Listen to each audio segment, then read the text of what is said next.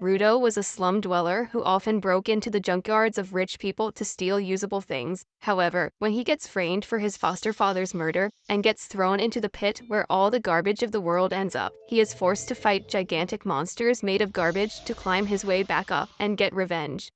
Please like, subscribe, and turn on your notifications for more content. The world is divided into two parts. On one side, there is the pristine city with rich people living their best lives, and on the other side, there are the slums where people like and belong. The only constant is the pit, where all garbage ends up, including criminals. The rich people who live in the city casually throw away even slightly damaged items without hesitation. Like the woman who tells her daughter to throw away the puppy toy she just bought because it got damaged. She tells her that the toy will become ugly if they try to repair it, and they can just buy another one later.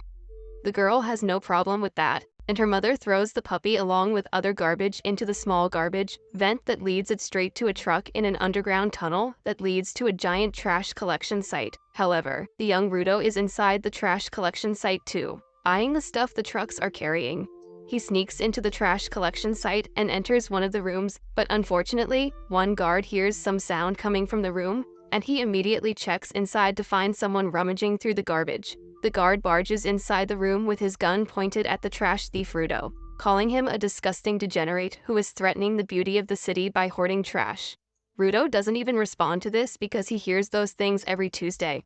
But then the guard sounds the alarm, calling for backup. Just as more guards arrive there, Rudo throws some garbage bags at them, and the clean freaks can't handle some raw eggs on their uniform, so they just watch him climb up the vent without doing anything. Rudo comes out of the vent near the exit, but the gate closes on his face, and just then, more guards come there.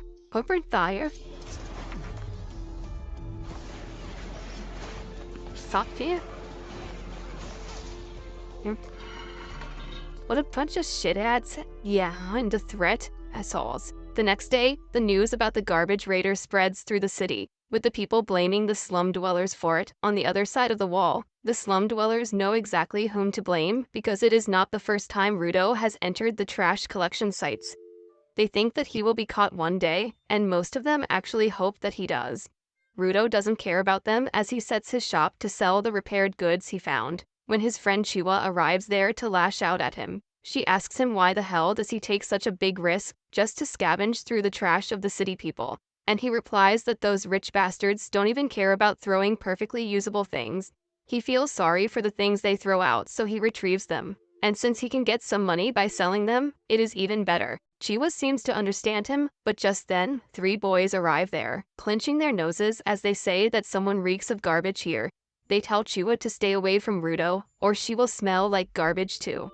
They insult his thick black gloves that he has not washed since Obama was the president, and say that just one touch from them will give anyone rashes. One boy kicks the lantern Rudo just fixed, saying that no one will buy this garbage from him.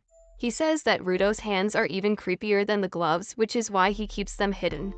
Rudo silently hears everything they say, but when one boy calls him the son of a murderer, he suddenly gets furious.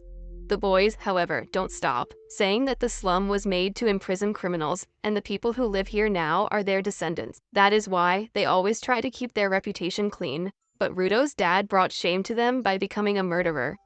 Rudo can't tolerate the insults anymore, and he gives a death stare to the boys, who crap their pants and immediately run away, still cursing Rudo and saying that he will become a murderer like his dad one day.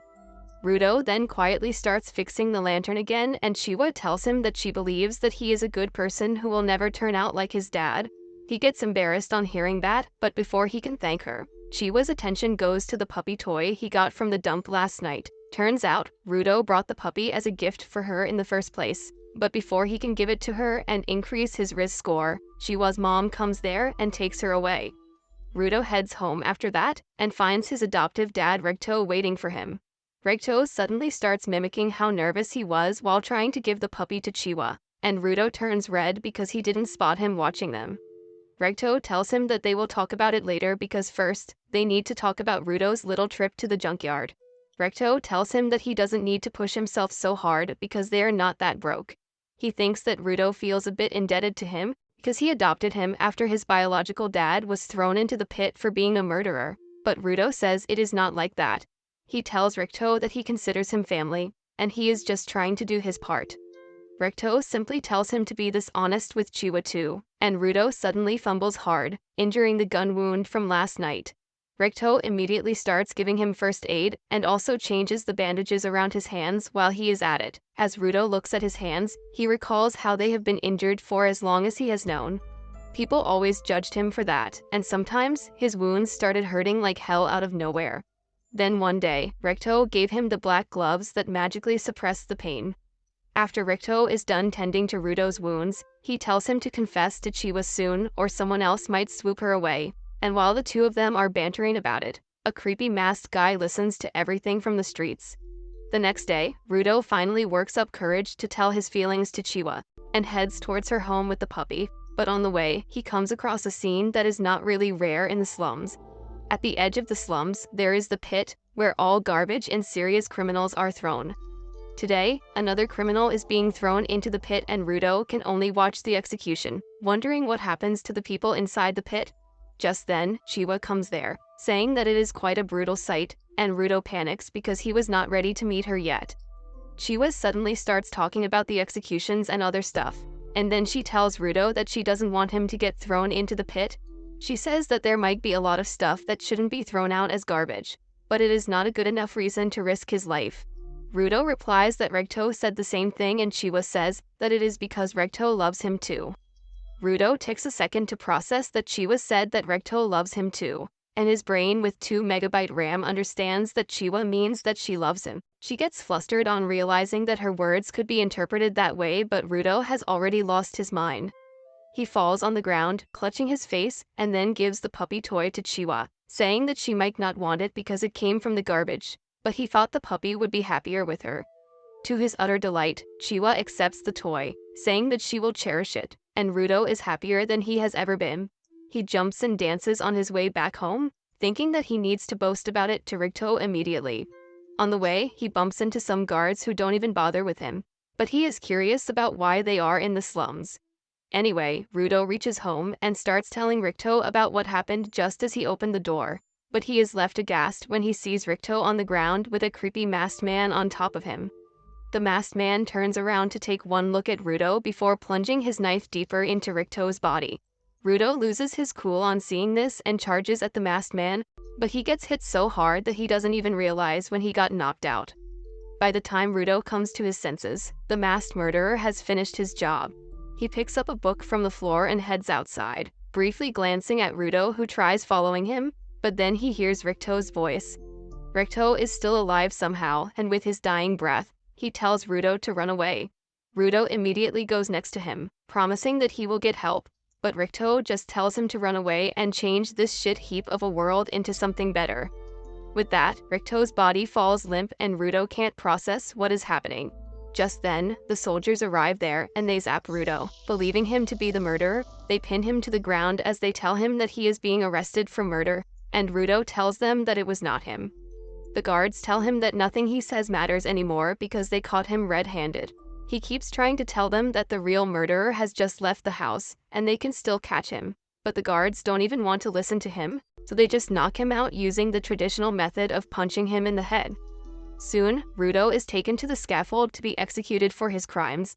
Everyone from the slums is present there to witness him being thrown into the pit, and even some high-profile people from the main city are there.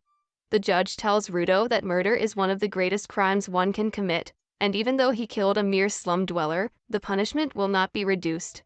He declares Rudo to be killed by throwing him into the pit, and the people start cheering on hearing this. Rudo still can't believe this is happening to him, and he wishes for just one person to believe that he is not a murderer. His eyes scan through the crowd, and they stop at Chiwa. Rudo yells at her, saying that he did not kill Recto. He asks her to find the culprit, but she just says that she trusted him, but he was not worthy of that. She says that he was a murderer's son in the end and drops the toy as she turns his back on him. Her betrayal hurts Rudo more than anything else, and he snaps at the people calling him human filth who deserves to be thrown into the pit. He says that they are the real filth here because they are just blobs of meat without a brain or a will. He swears that he will send them all to hell, when suddenly he notices that the murderer is among the crowd as well. However, he gets no chance to tell anyone about it as he is thrown off the edge. Rudo feels like he has been falling forever, and at one point, he loses consciousness. Luckily, all the garbage at the bottom of the pit breaks his landing, and when he wakes up, he is completely unharmed. He wonders what the hell is happening, and how is he still alive, when the stench of the place suddenly hits him. Even the garbage thief is forced to block the smell, and then he notices the vast sea of garbage in front of him along with things that he doesn't recognize. Rudo wonders what the hell is this place when suddenly a giant shadow covers him. He turns around to see what is happening, and he can't believe his eyes when he sees a gigantic monster, made out of garbage, baring its fangs at him. Rudo's mind goes blank for a moment on seeing the monster, and he recalls how he always found it strange that everyone was so obsessed with sending garbage and human filth to the bottom of the pit, yet no one ever cared about what actually happened to them below. They didn't even think about what else could be at the bottom, and that bothered him more than anything else. However, he quickly snaps out of it and starts running for his life as the gigantic monster starts approaching him. Things suddenly take a turn for worse as the monster roars loudly, and as a result, more monsters pop out from the garbage pile. They start chasing after Rudo, who runs as fast as he can, but it is all pointless because he soon gets trapped. He wonders what these monsters are, and if they are really piles of junk that can move on their own. The monsters suddenly pounce on him, and he somehow dodges their attacks. He tries to run away but trips and falls right on top of a human skull, making him realize what his fate is going to be. Rudo curses at the bastards who threw him down to the hellish place, and just then, the heap of garbage he was standing on crumbles down. Rudo quickly finds himself at the bottom of a cliff that keeps him at a safe distance from the monsters, but there is another thing that is killing him. He realizes that the air of this place is literally poison, and if he breathes it for too long, his lungs will be torn apart. He covers his mouth and nose with his gloves, hoping to find a place to hide and recover. But then he suddenly realizes that a safe space might not even exist in this hell. He begins losing hope and suddenly pukes out blood, the sound of which attracts the monsters towards him again. Rudo falls on the ground, unable to move, and he almost accepts his fate when suddenly, Ricto's dying body pops up in his memories. A strange power suddenly surges through Rudo's hands, but he doesn't notice it. However, he feels his vision changing, and he starts seeing lights coming out from the garbage piles and from the iron pipe in front of him. Rudo crawls towards it, determined to stay alive because he has a reason to live.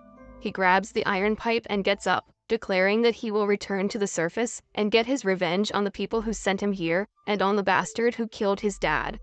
Rage starts swelling up inside him, and the monsters sneak towards him using this chance.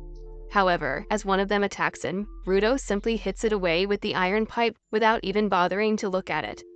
As a result of that attack, a can flies away and hits the umbrella of another resident of the pit, who is surprised that someone who can fight against the monsters has arrived here.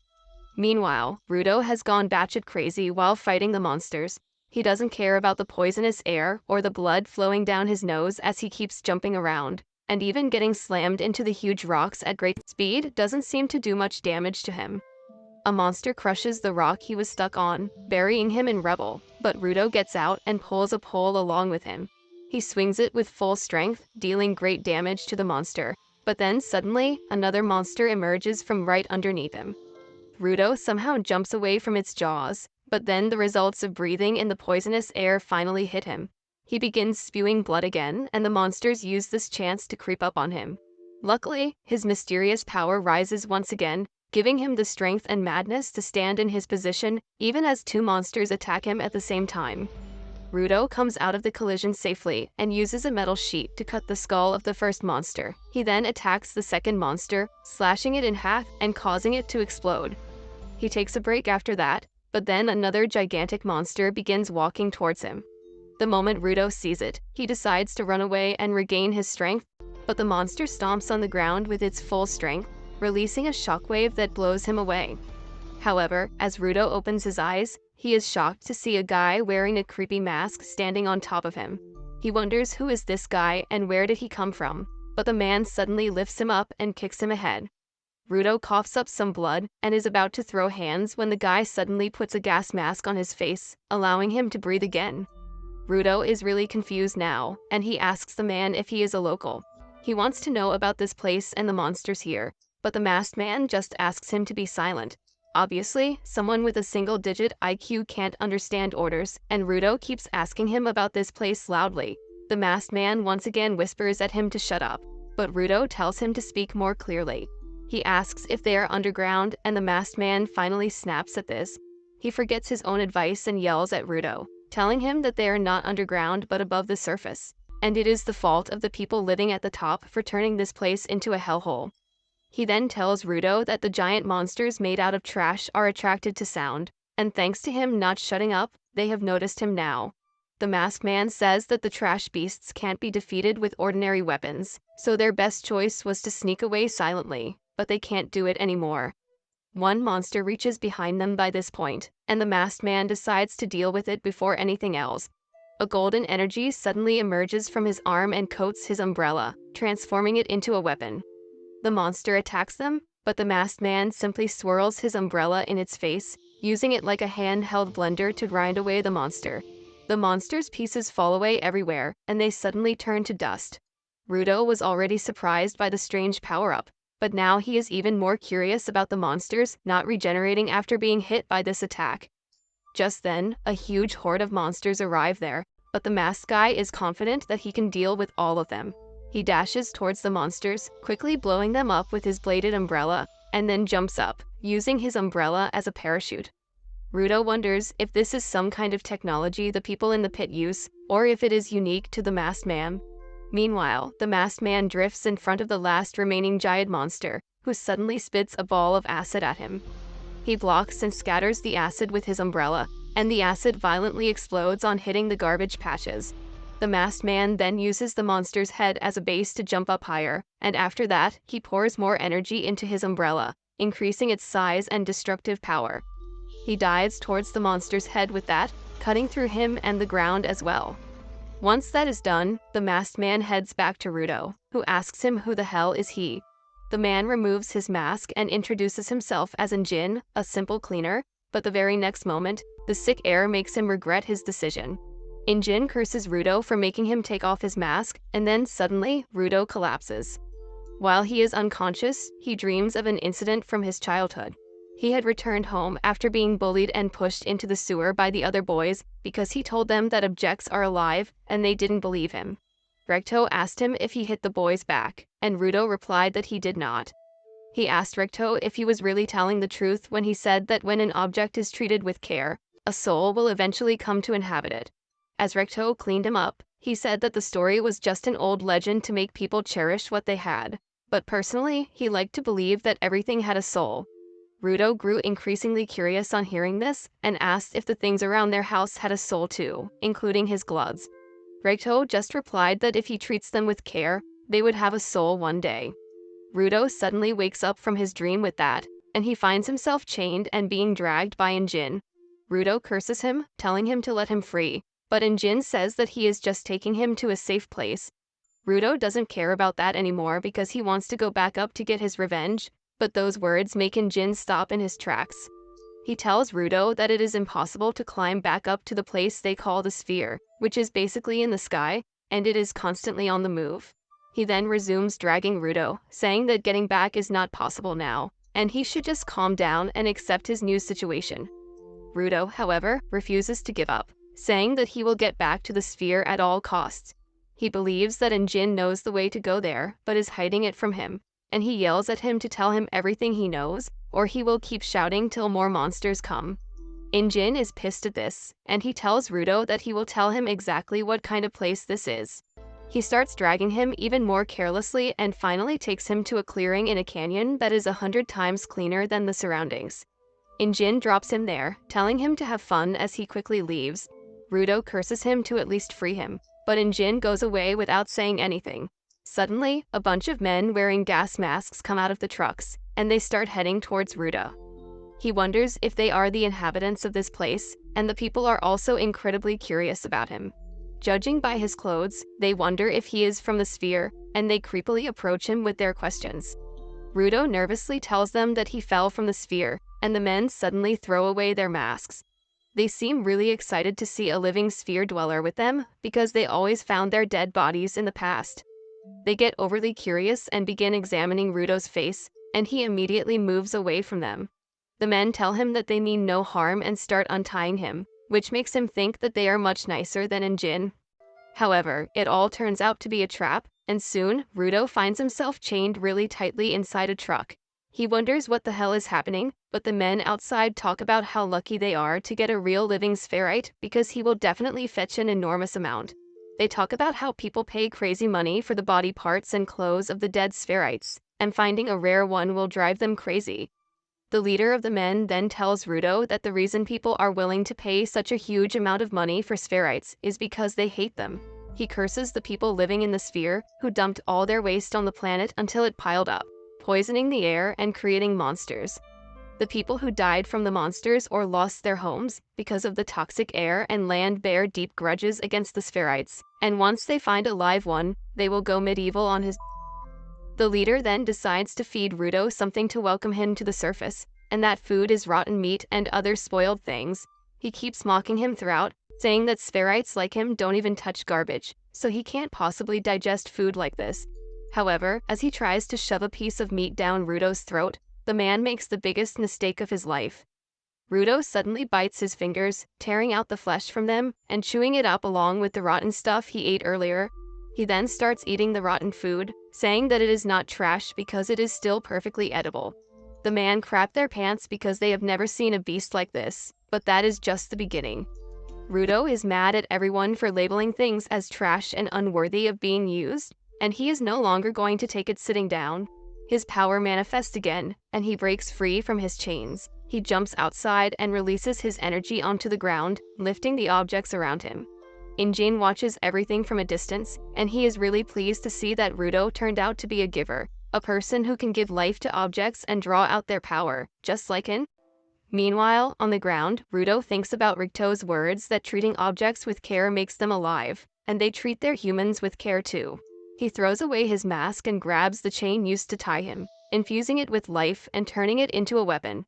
The men rush towards him, but Rudo just hits the ground with his chain, forcing them to retreat.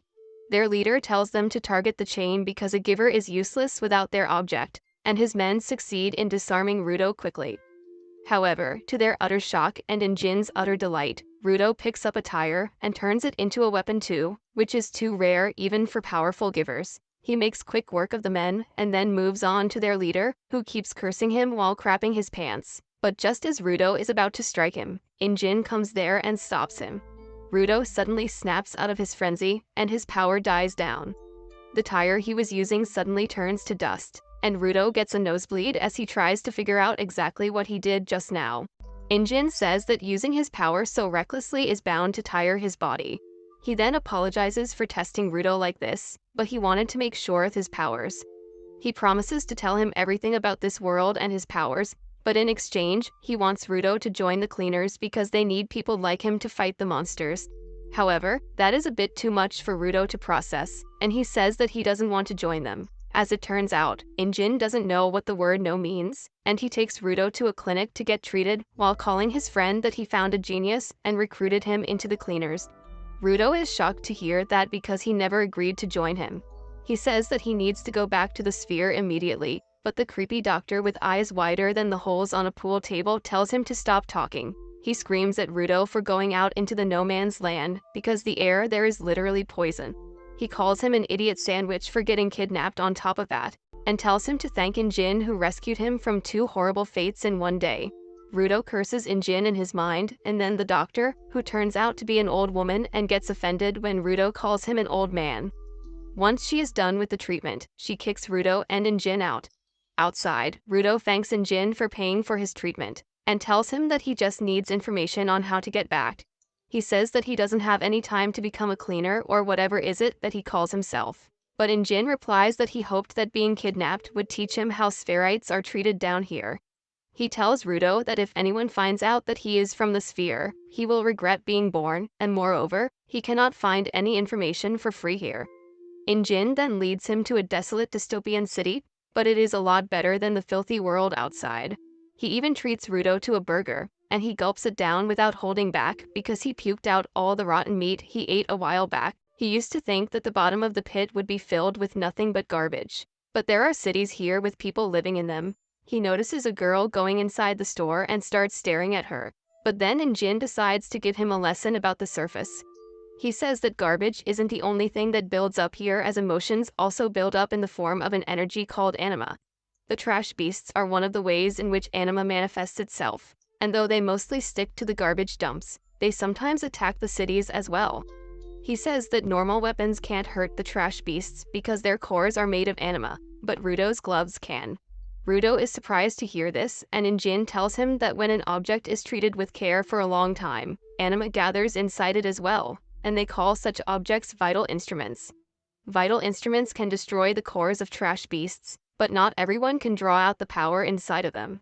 Injin says that people like them who can draw out that power are called givers, and their organization, Cleaners, is full of givers who exterminate trash beasts.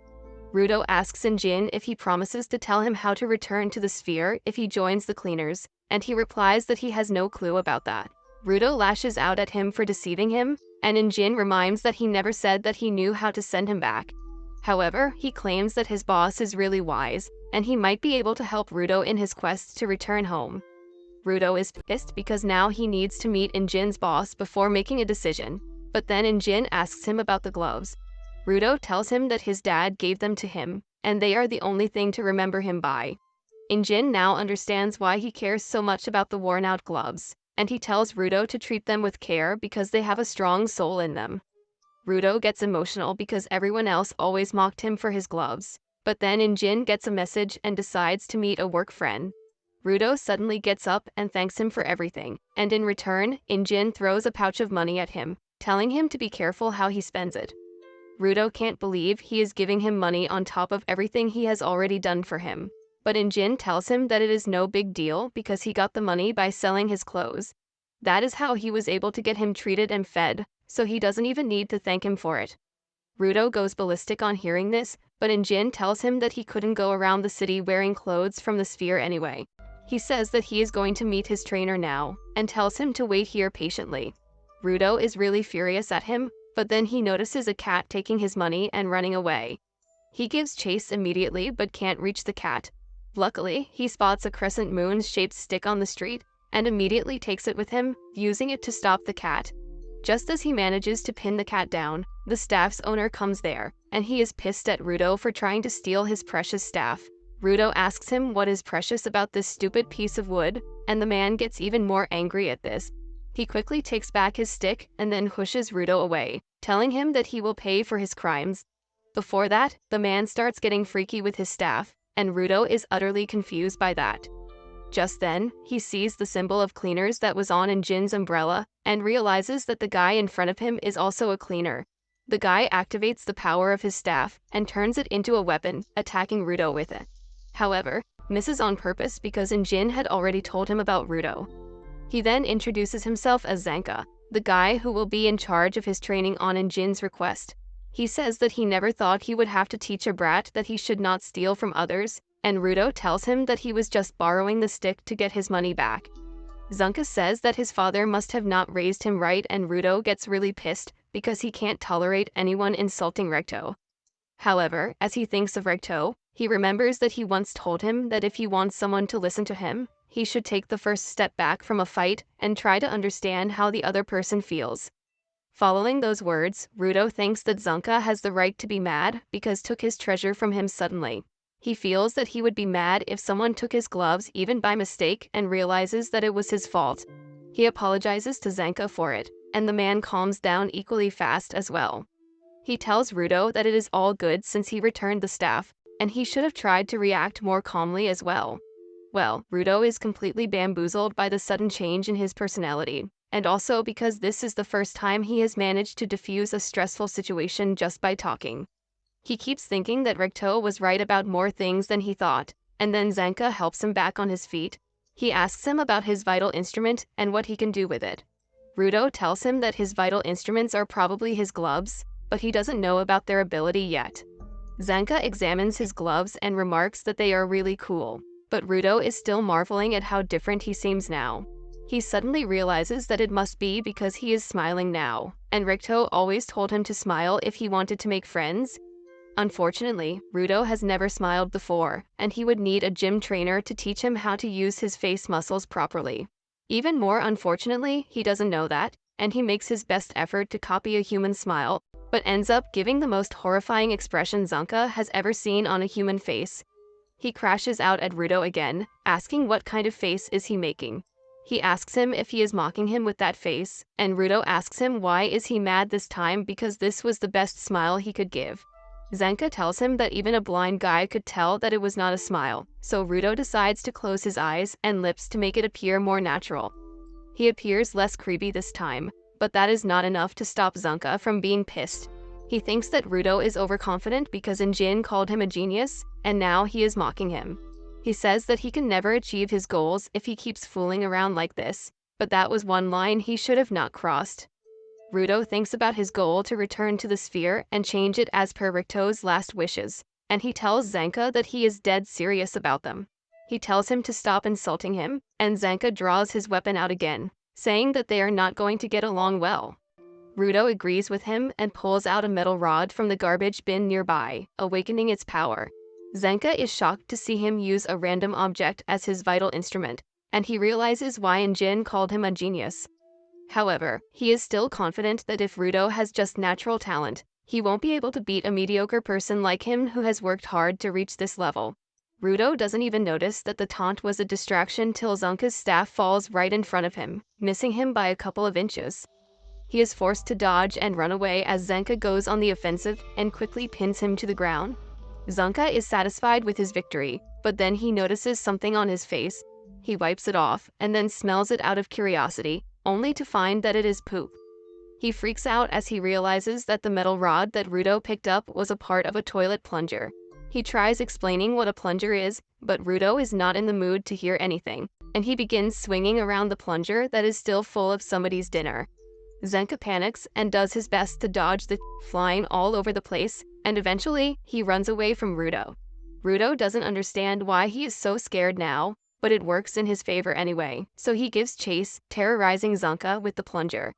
After a while of running down different alleys like old Tom and Jerry cartoons, Zanka escapes to the main street with Rudo close behind him. Suddenly, a cat trips Zanka, and he loses his balance, giving Rudo the chance to close the gap. He jumps up high, swinging the plunger with full strength at the petrified Zanka. He gets hit by a barrage of flying poop that knocks him out cold, and after a while, Injin arrives there to check up on them. He asks Rudo if he met his new teacher already, and he just points towards Zanka, who is lying on top of a garbage pile and spazzing out like crazy. Injin helps him get clean and gives him a ride, but he can't stop laughing about how Zanka got done in by poop. Rudo is also traumatized on learning the truth about the weapon he was swinging around on the streets, and then Injin tells him that Zanka is a spoiled kid, and he never expected someone to deal with him like this. Rudo can only stare at the mortified Zanka when he notices a pair of boots in the backseat of the car. Injin then tells Rudo that their first may have not been the best, but Zanka is going to be his teacher from now on. He praises him, saying that he is the most skilled trainer when it comes to handling vital instruments. Apparently, Zanka values Injin's words a lot, and he starts giggling on hearing that. Just then, Injin calls out to the woman named Rio in the back of the car, asking when did she come here. She wakes up from her beauty nap and replies that she was curious about the new guy. Rudo can only stare at him because she is quite pretty, and then Rio suddenly starts playing with his hair because they are quite unique, making him wonder if he accidentally came to heaven. While he is lost in his thoughts, Injin drives his car out of the city, leading them to the cleaners' headquarters situated in the middle of the wilderness. Injin drives past some destroyed cities and reaches a fortified tunnel passing through a huge rock wall. As they come out on the other side, everyone gets down from the car and Injin welcomes Rudo to the headquarters of the cleaners. Rudo is still in shock from Rio playing with his hair, and as he starts walking towards the building, a couple of flies start revolving around him. Inside the building, a tanned mommy receptionist is calmly reading a Playboy magazine, and Injin introduces her as Semyu to Rudo. He says that Semyu takes a look at everyone who joins them, but just as he is about to reveal her ability, she thrusts her fork at Rudo, killing both the flies in one hit. Rudo is dumbfounded at this, and then Semyu welcomes him, saying that Injin told her everything about him, but she has to take a look at him personally to assess his potential. As she begins to focus on her glasses, Injin explains that they are her vital instruments that boost her vision, and if she focuses, she can see what a person is made of. This is news to Rudo, but he doesn't have much time to think about it as Semu awakens the power of her glasses and looks into his potential. She is shocked by what she sees and quickly turns off her ability. When Injin asks her what she saw, she tells him that Rudo is already athletic, so he doesn't need training in that matter, and he also has a good relationship with his vital instrument, though he needs some training to use it properly. Injin feels that there is more, and Semu says that Rudo has got poop on the back of his neck. He starts laughing on hearing this, and then decides to take Rudo to meet the boss, but he glances at Semu while going because he knows she is hiding something. On the way, Injin tells Rudo that there are about 100 cleaners in total, including combatants, guards, and supports. However, they are always scattered around because of their missions, so most of them are not at the headquarters. He tells Rudo that he should meet some of them and it won't take long, but just as he opens the door to the living room, he finds a bunch of cleaners there and immediately closes the door because they can always do the introductions later. They soon reach the boss's room, but before entering it, Injin tells Rudo to not start the conversation by asking how to get back to the sphere. He tells him that he needs to offer something in return for that information, and he should start by promising to work as a cleaner. He also tells him not to ask about the boss's vital instrument because no one knows what it is or what its power is. Rudo is now curious about the boss, but he finds the room empty. Just then, Semu arrives there and tells them that the boss is out on a mission and won't be returning for a few days. Rudo is confused by this, but Injin knows that is normal, and he tells him that he needs to wait a few days to meet the boss. Rudo is pissed at this and asks what is he supposed to do in the meantime, when Rio suddenly pops up there and tells him to come watch her work. She says that he can't become a cleaner until he gets approved by the boss, so the best he can do is tag along with her as a trainee, and that also works for her because she wants to know more about him. Rudo's brain stops working because he has never had this type of female attention in his life before, so he quietly follows her. They go to the strategy room where Semu explains that a small town situated near a polluted zone has asked for help because small trash beasts have been found nearby. Rudo is curious about the polluted zones and Semu learns that Injin didn't even explain the basics to him properly. She tells Rudo that the ground is divided into safe zones that support human life and the garbage-filled polluted zones where trash beasts live. The area Rudo landed was a no man's land, which is an exceptionally dangerous polluted zone, and most people would die the moment they step foot there. She then gives Rudo a mask, telling him to wear it at all times when he goes to the polluted zones because without the mask, he could die because of the poisonous gases in less than 15 minutes. Later, Rudo joins Rio and her team on the mission, and she tells him to stay close to her at all times so he can learn the most. He still feels uneasy about that, but then he starts wondering how long was he in the no man's zone and how much poison did he breathe in. His attention then goes to the garbage dump in front of them, and he wonders if the people in the sphere know that there are humans living at the bottom of the pit. However, neither of that matters because the most important thing for Rudo is the garbage heap itself. To him, it is not just a garbage heap, but a treasure trove where he can find usable things and repair them without anyone scolding him for that. He then catches up with Rio and asks her who are the other guys with her. She replies that they are supporters, and though they don't have special powers like the combatants, they are really helpful in the missions. One of the supporters offers Rudo his hand for a handshake, and as he nervously takes it, the supporter squishes it with his full strength. Rio laughs at Rudo wriggles in pain, telling him that this guy has incredible grip strength, and he can tear through a trashed beast's outer shell with his bare hands. Rudo doesn't think he can handle this psycho bitch any longer, when one of the support alerts everyone that the trash beasts are coming. Rudo decides to watch it closely to learn as much as he can. Soon, a bunch of small goat-like trash beasts come out of the creepy trash forest, and Rudo panics, asking Rio how are they supposed to deal with these many enemies. She tells him to chill because they are just weak and slow trash beasts who can't even get past the wooden fence. Her words are proven true as the goat trash beasts attack the fence and fail to do any damage. But then suddenly, the second wave arrives there, and it has bigger and more ferocious trash beasts. They begin pushing the fence and breaking it, and Rudo panics, asking Rio what should they do now. She again tells Rudo that these beasts are just a little bit stronger than previous ones, and they are still perfectly fine for training a newbie. She says that they should just finish cleaning quickly, and then return to the base to throw a party to welcome Rudo to the surface. He can't believe that she can be so laid back when she is constantly risking her life fighting the monsters. and Ryo tells him that if he wants to survive on the ground, he needs to have a positive outlook towards the world. Rudo suddenly realizes that Jin is the same too, and he feels that this is what he has been lacking. He decides to be chill about everything as well when suddenly, a huge trash beast breaks through the barricading, and even Ryo panics on seeing it. Rudo turns to her for affirmation that everything is still good, but she tells him that this big beast is amazing because she has never seen anything so stylish. She says that it is not the best material to teach newbies, but she is going to have fun fighting it. She draws out her scissors, which are her vital instruments, and Rudo can only watch her dumbfounded. Ryo then activates her scissors and throws them into the sky, where they become huge and even more sharp. She catches them with her leg and then dashes towards the horde of the monsters, chopping a bunch of them down with a kick from the scissors. Rudo can't even understand what is going on, and the support guy tells him that Ryo's vital instrument is called the Ripper, and unlike normal people, she wields it with her feet.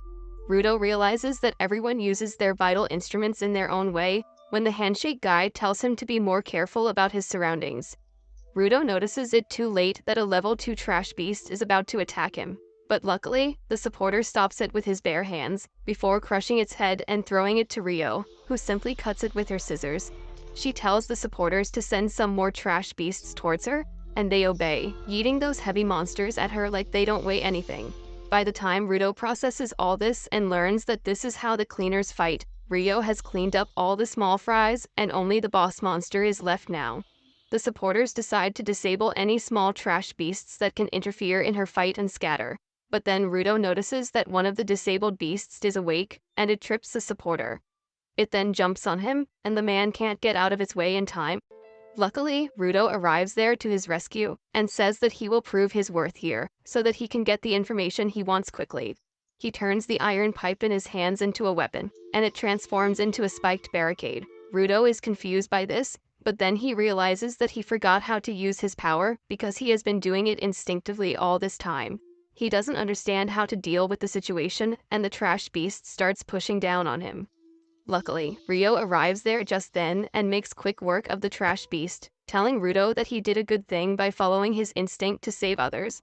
The other supporter comes there too and thanks her before asking if she defeated the big one. Ryo says that she cut it in 2 halves, but somehow it is still standing. She doesn't understand how it could survive her attack when she is sure that she hit its core, but she decides to chop it up into small parts so that it becomes useless. The supporters decide to log information about a new type of trash beast that is immune to vital instruments, and they leave to warn the nearby towns about it. On the other hand, Ryo dashes towards the giant beast and Rudo is left hanging in the middle because no one is telling him what to do. Meanwhile, Ryo jumps at the trash beast and lands on its face before jumping over to its head and chopping off all the pipes protruding out of there. After turning the monster bald, she notices something glowing under her feet, and she realizes that it must be the core that the monster is trying to hide. However, before she can attack that, the trash beast starts moving violently enough to throw her away. It then reattaches the pipes back to its head and starts banging its jaw on the ground with great intensity. Ryo still hangs on to it somehow, but the beast suddenly directs his attack towards Rudo and the supporters. Rudo just freezes as he sees the metal pipes coming towards him, but luckily, he doesn't take a direct hit. The ground under him is destroyed by the attacks, and as he falls, he begins to wonder what is he even doing. He thinks that he can't get revenge for Recto and the bastards in the sphere at this rate, and the darkness starts to consume. However, the support guy comes there to rescue him from falling into the hole, and also from giving into despair. He carries Rudo on his shoulder, telling him that if he has a goal, he should not freeze and rather rush towards it while he can. He tells him to learn from the supporters who don't have any power, but they still keep doing their job. Just then, Rudo notices Ryo chopping up the monster again, and judging by its screams, she realizes that she found its weak spot. She jumps high up and then drops down towards its head with great speed, piercing it with her scissor and tearing out its core. As she hits the ground and destroys the core, the monster suddenly turns to ash. The supporter immediately runs over to her, asking how did she defeat the trash beast, and she says that she stabbed something other than its core and it died. She holds a cardboard cutter in her hands, saying this was the thing powering the trash beast, and the support guy can't believe it because he realizes that the cutter is actually a vital instrument, and it makes no sense at all for a trash beast to have one. On the other hand, the leader of the bandits who were planning to sell Rudo suddenly wakes up in a dimly lit room. He wonders where is he, when suddenly, the guy sitting on the sofa in front of him asks him the location of the kid from the sphere he mentioned in his sleep. But that's where this video ends.